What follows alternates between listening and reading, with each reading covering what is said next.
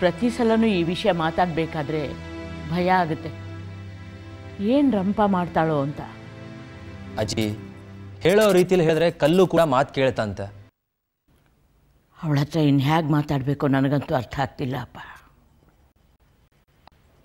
ಅಕ್ಕನ ಹತ್ರ ನಾನು ಮಾತಾಡ್ತೀನಿ. ಹೆಣ್ಣು ಮಕ್ಕಳಿಗೆ ಮದುವೆ ಅನ್ನೋದು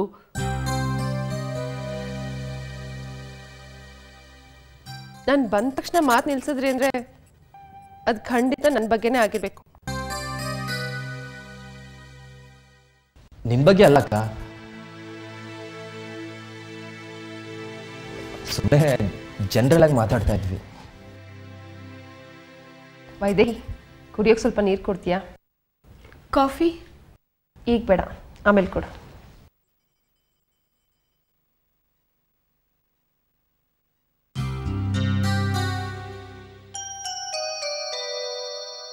ಅಕ್ಕ, ನಿನ್ನ ಹತ್ರ ಸ್ವಲ್ಪ ಮಾತಾಡಬೇಕಿತ್ತು. ಏನು?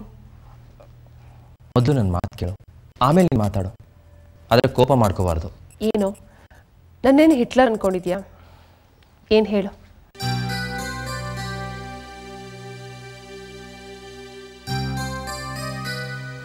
ಅಕ್ಕ, ನೀನು ಯಾರನ್ನಾದರೂ ಇಷ್ಟಪಡ್ತಿದ್ದೀಯಾ?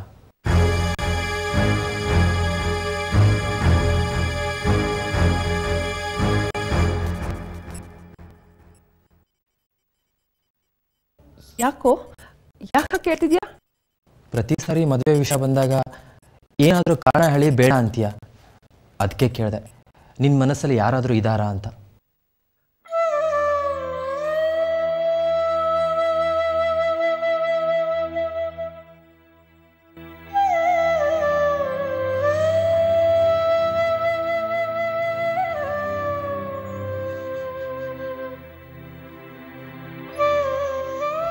ಇಲ್ಲ ಕಣ, ನನ್ನ ಮನಸ್ಸಿನಲ್ಲಿ ಯಾರೂ ಇಲ್ಲ.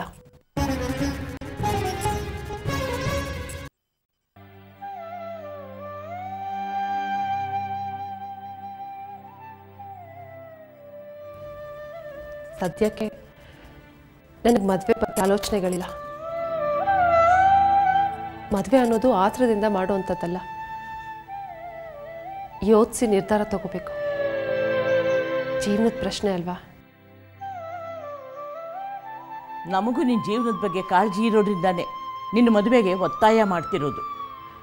ಗೊತ್ತು ಅಜ್ಜಿ, ನಾನು ಇಲ್ಲ ಅಂತ ಹೇಳಿದ್ನ. ನಿನ್ನ ಜೊತೆಯವರೆಲ್ಲ 2 ಮಕ್ಕಳು ತಾಯಿಯರಾಗಿದ್ದಾನೆ. ನಿನಗೂ ಮದುವೆ, ಸಂಸಾರ, ಮಕ್ಕಳು ಅನ್ನೋ ಆಸೆನೇ ಇಲ್ವಾ? ಯಾವ ಹೆಣ್ಣಿಗಿರಲ್ಲ ಅಜ್ಜಿ.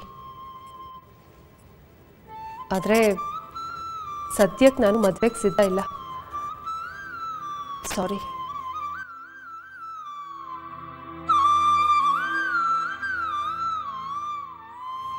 ಅಕ್ಕ, ಮದುವೆಗೆ ಸದ್ಯಕ್ಕೆ ಸಿದ್ಧ ಇಲ್ಲ ಅಂತ ಹೇಳ್ತಾ ಇದೆಯಾ, ಆದರೆ ಕಾರಣ ಹೇಳ್ತಾ ಇಲ್ಲ. ಕಾರಣ ಏನು ಅಂತ ಹೇಳಿದ್ರೆ ನಮ್ಮ ಮನಸ್ಸಿಗೂ ರಿಲೀಫ್ ಸಿಗುತ್ತೆ. ಅಥವಾ ಕಾರಣ ಹೇಳಬಾರ್ದು ಅಂತ ನಿನ್ನ ಮನಸ್ಸಲ್ಲಿದ್ರೆ ದಟ್ಸ್ ಫೈನ್ ವಿತ್ ಅಸ್. ಹಾಗೇನಿಲ್ಲ ಕಣೋ. ನಿಮ್ಮ ಹತ್ರ ಮುಚ್ಚುಮರೆ ಏನು? ಈ ಪೀಠಿಕೆ ಎಲ್ಲ ಯಾವುದಕ್ಕೆ ಅಂತ ಗೊತ್ತಾಗ್ಲಿಲ್ಲ.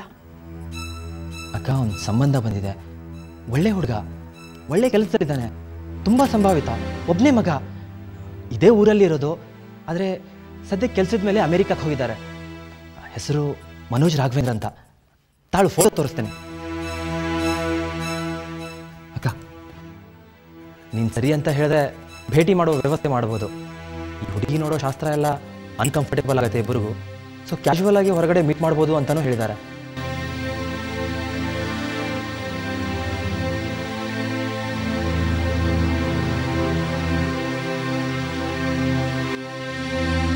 ನಾವೇನು ಹುಡುಗನ ಹತ್ರ ಕಮಿಟ್ ಆಗಿಲ್ಲ.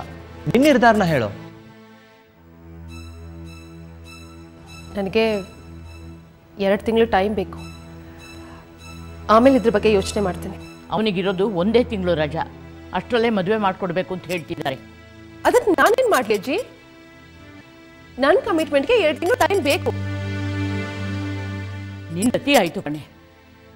ಬರೋ ಒಳ್ಳೆ ಸಂಬಂಧಗಳೆಲ್ಲ ಹೀಗೆ ಕೈ ತಪ್ಪಿ ಹೋಗ್ತಿದ್ರೆ ನಾಳೆ ಯಾರನ್ನ ಮದುವೆ ಆಗ್ತೀಯಾ? ನಾನೇನು ಒತ್ತಾಯ ಮಾಡ್ತಾ ಇದ್ದೀನ ನನಗೆ ಬೇಗ ಮದುವೆ ಮಾಡಿ ಅಂತ? ನಿಮ್ಮ ಮಾತ್ರಕ್ಕೆ ನನ್ನ ಜೀವನ ಬಲಿ ಆಗಬೇಕು ಅಲ್ವಾ? ಏನು ಮಾತು ಅಂತ? ಜಗಳ ಆಡೋದ್ರಿಂದ ಪ್ರಾಬ್ಲಮ್ ಸಾಲ್ವ್ ಆಗಲ್ಲ. ಯಾರೋ ಜಗಳ ಆಡ್ತಿರೋದು? ಮಂಡ್ ಹಠ ಮಾಡ್ತಿದ್ದಾಳೆ ಅವಳು. ಅಜ್ಜಿ ಪ್ಲೀಸ್.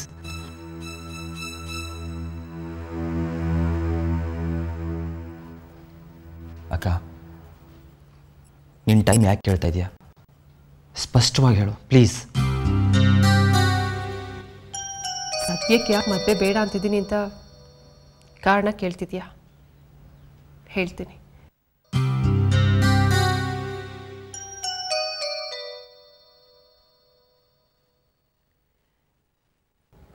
ನಾನು ನನ್ನ ಕರಿಯರ್ನ ಕ್ರೂಷಿಯಲ್ ಸ್ಟೇಜ್ನಲ್ಲಿದ್ದೀನಿ. ಇನ್ನೊಂದು 2 ತಿಂಗಳಲ್ಲಿ ನನಗೆ ಪ್ರಮೋಷನ್ ಆಗೋ ಎಲ್ಲ ಚಾನ್ಸಸ್ಸು ಇದೆ. ಈ ಪ್ರಮೋಷನ್ಗೋಸ್ಕರ ನಾನು 1 ವರ್ಷದಿಂದ ಕಾಯ್ತಿದ್ದೆ. ಇನ್ನೇನು ಸಿಕ್ತು ಅನ್ನೋ ವೇಳೆಗೆ ಕೈ ಚೆಲ್ಲಿ ಕೂತ್ಕೊಳ್ಳೋಕ್ಕಾಗತ್ತಾ? ನನಗದು ಬೇಕು.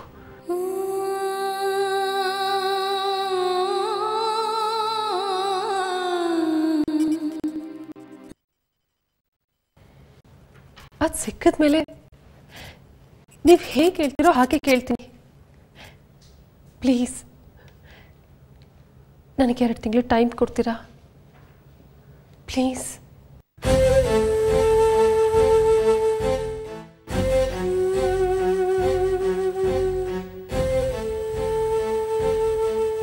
ಅಜ್ಜಿ, ನನ್ನ ಆಸೆನೆಲ್ಲ ಪೂರೈಸಿದ್ಯಾ? ಚಿಕ್ಕವಳಿದ್ದಾಗಿಂದ ನಾನು ಕೇಳಿದನೆಲ್ಲ ನಿನ್ನ ಶಕ್ತಿ ಮೀರಿ ಕೊಡಿಸಿದ್ಯಾ? ಇದೊಂದು ಕಡೆ ಸಲ ಪ್ಲೀಸ್ ಅಜ್ಜಿ, ಆಗಲ್ಲ ಅಂತ ಹೇಳ್ಬೇಡ ಪ್ಲೀಸ್.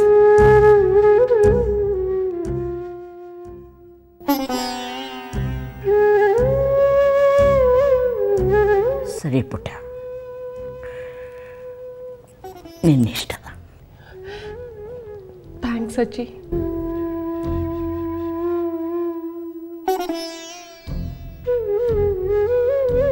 ಶ್ಯಾಮ್, ಇನ್ನು 2 ತಿಂಗಳು ಬಿಟ್ಟು ನಾನೇ ನಿನ್ನ ಹತ್ರ ಬಂದು ಕೇಳ್ತೀನಿ ನಾನು ಮದುವೆ ಆಗೋ ಹುಡುಗ ಎಲ್ಲಿ ಅಂತ. ಅಲ್ಲಿವರೆಗೂ ನೀನು ನನಗೆ ಯಾರ ಫೋಟೋನೂ ತೋರಿಸ್ಬಾರ್ದು, ಸರಿನಾ? ಸರಿ, ಇಟ್ಸ್ ಅ ಪ್ರಾಮಿಸ್. ಯಾರೋ ಹೇಳಿದ್ರು ನಾನು ಬಂದ ತಕ್ಷಣ ಕಾಫಿ ಬೇಕಾ ಅಂತ. ಇನ್ನೂ ತಂದು ಕೊಡ್ತಾನೆ ಇದ್ದಾರೆ. ವೈದೇಹಿ, ನಾನು ಫ್ರೆಶ್ ಆಗ್ತೀನಿ, ಕಾಫಿ ತೊಗೊಂಡ್ಬರ್ತೀಯಾ? ಸರಿ ಅಕ್ಕ.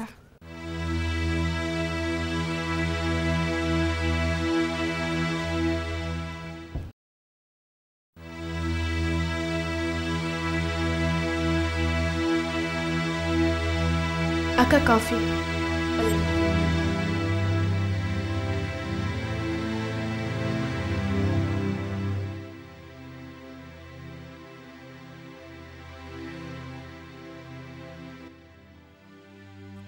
ಅಕ್ಕ, ಸಿಗೋ ಅವಕಾಶನ ಹೇಗೆ ಕಳ್ಕೊಳ್ಳೋದು ಅಂತ ನಿನ್ನ ನೋಡಿ ಕಲ್ತ್ಕೋಬೇಕು. ಶ್ಯಾಮ್ ತೋರಿಸಿದ ಹುಡುಗನ ಬೇಡ ಅಂದಿದ್ದಕ್ಕೆ ಹೇಳ್ತಿದ್ಯಾ? ಅಲ್ಲ, ನಿನ್ನ ಮನಸ್ಸಲ್ಲಿ ಯಾರೂ ಇಲ್ಲ ಅಂತ ಹೇಳಿದ್ಯಲ್ಲ, ಆ ವಿಚಾರ.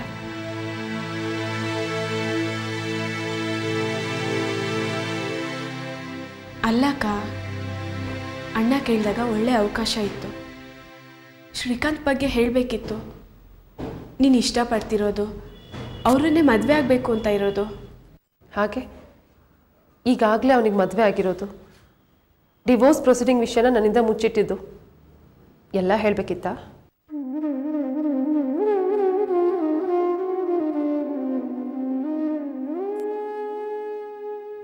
ಹೇಳು, ಯಾವುದನ್ನು ಹೇಳಲಿ?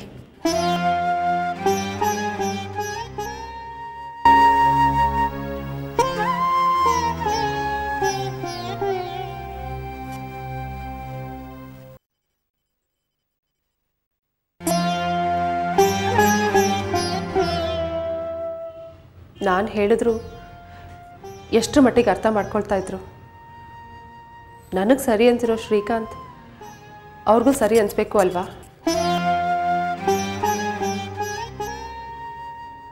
ನನಗೆ ಅವನ ಮೇಲೆ ಪ್ರೀತಿ ಇದೆ, ಅವನು ಹೇಗೆ ಅಂತಲೂ ಗೊತ್ತಿದೆ. ಆದರೆ ಮನೆಯವ್ರಿಗೆ ಅವನ ಅಪರಿಚಿತ.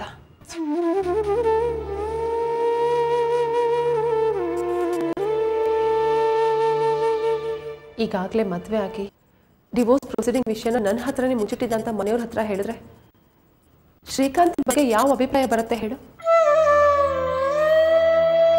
ನನ್ನ ಬಗ್ಗೆ ಎಷ್ಟು ಆಸೆ ಕನಸುಗಳನ್ನ ಇಟ್ಕೊಂಡಿದ್ದಾಳೆ ಅಜ್ಜಿ.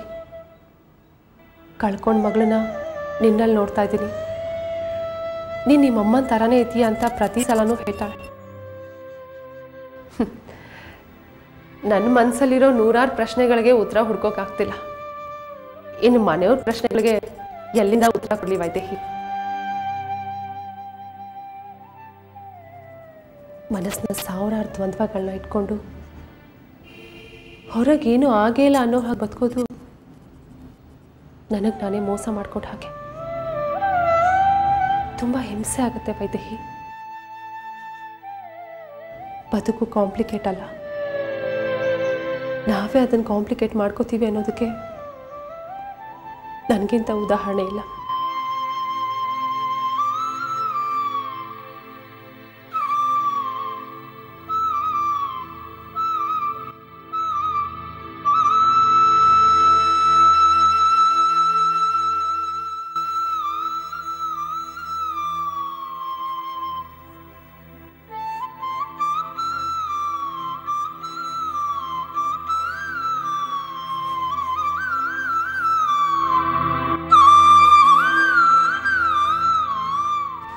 ಈಗ ನನಗೆ ಬೇಕಾಗಿರೋದು ಸಮಾಧಾನ, ಸಾಂತ್ವನ ಅಲ್ಲ, ಬೆಳಕು.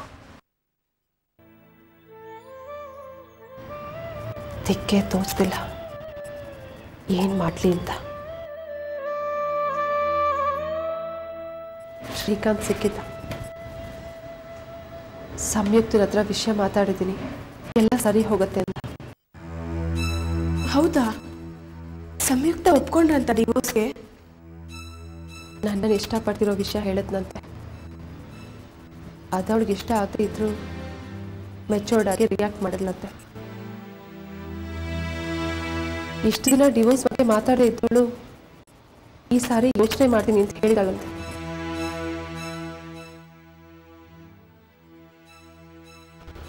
ಬಿಡಾಕ, ನೀನು ಯಾಕೆ ಯೋಚನೆ ಮಾಡ್ತೀಯಾ? ನನಗನ್ಸುತ್ತೆ ಪಾಸಿಟಿವ್ ಆಗಿ ರೆಸ್ಪಾಂಡ್ ಮಾಡ್ಬೋದು ಅಂತ. ಹೇಗೆ ಹೇಳ್ತೀಯ? ಗಾಳಿ ಜೊತೆ ಗುದ್ದಾಡಿದ್ರೆ ನಮಗೆ ನೋವು.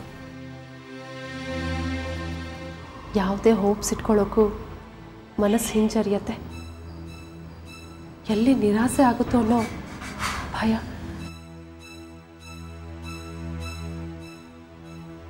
ಎರಡು ತಿಂಗಳು ಟೈಮ್ ಕೊಡು ಅಂತ ಕೇಳಿದ್ದಾನೆ. ನೋಡಬೇಕು. ಎಲ್ಲೋ ನಾನು ವೀಕ್ ಆಗ್ತಿದ್ದೀನಿ ಅಂತ ಅನ್ನಿಸ್ತಿದೆ ವೈದೇಹಿ. ಅವನ ಕಣ್ಣೆದ್ರಿಗಿಲ್ದಾಗ ದೃಢವಾದ ನಿರ್ಧಾರ ತಗೋತೀನಿ. ಅವನ ಕಣ್ಣೆದ್ರಿಗೆ ಬಂದಾಗ ಅವನ ಕಣ್ಣಲ್ಲಿ ಸತ್ಯ ಕಾಣುತ್ತೆ. ಅವನನ್ನು ನಂಬಬೇಕು ಅನ್ಸತ್ತೆ. ಮನಸ್ಸಿಗೆ ಸರಿ ಅನಿಸಿದ್ದು ಬುದ್ಧಿಗೆ ಬೇಡವಾಗತ್ತೆ. ನನ್ನ ಬದುಕನ್ನ ನಾನು ಬದುಕ್ತಾ ಇಲ್ಲ, ಬೇರೆಯವ್ರಿಗೋಸ್ಕರ ಬದುಕೋ ಹಾಗಾಗಿದೆ.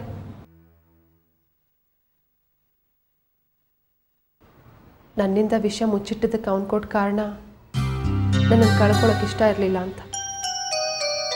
ಮನ್ಸಿಗೆ ಸಂತೋಷ ಆಯಿತು ಅವನು ನನಗೆ ಕೊಟ್ಟಿರೋ ಪ್ರಾಮುಖ್ಯತೆಗೆ. ಜೊತೆಗೆ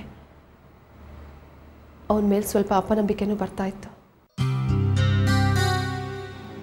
ಸಂಬಂಧಕ್ಕೆ ಅಡಿಪಾಯ ನಂಬಿಕೆ, ವಿಶ್ವಾಸ, ಹಾನೆಸ್ಟಿ. ಗಟ್ಟಿ ಇಲ್ಲದ ಅಡಿಪಾಯದ ಮೇಲೆ ಸುಂದರವಾದ ಮನೆ ಕಟ್ಟಿದ್ರೆ ಎಷ್ಟು ದಿನ ಬದುಕ್ಬೋದು ಅಲ್ಲಿ?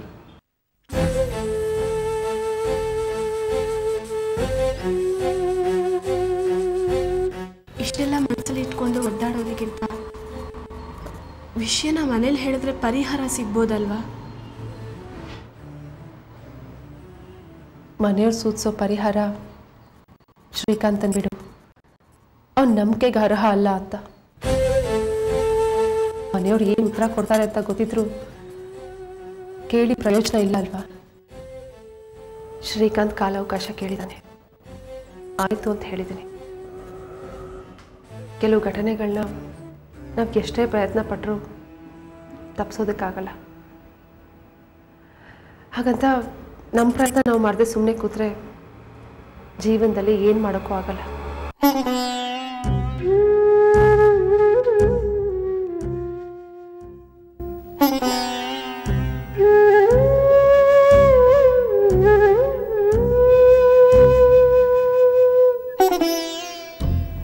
ಕಾಫಿ ತಣ್ಣಗಾಗಿದೆ, ಇದು ಬೇಡ, ಬೇರೆ ತರ್ತೀನಿ.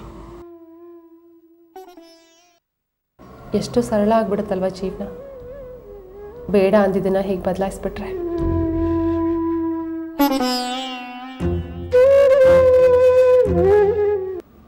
ಎಲ್ಲ ಸರಿ ಹೋದ್ಮೇಲೆ ಈ ವಿಚಾರ ನಾನೇ ಮನೇಲಿ ಹೇಳ್ತೀನಿ. ಅಲ್ಲಿವರೆಗೂ ನೀನು ಹೇಳಲ್ಲ ಅಕ್ಕ. ಥ್ಯಾಂಕ್ಸ್.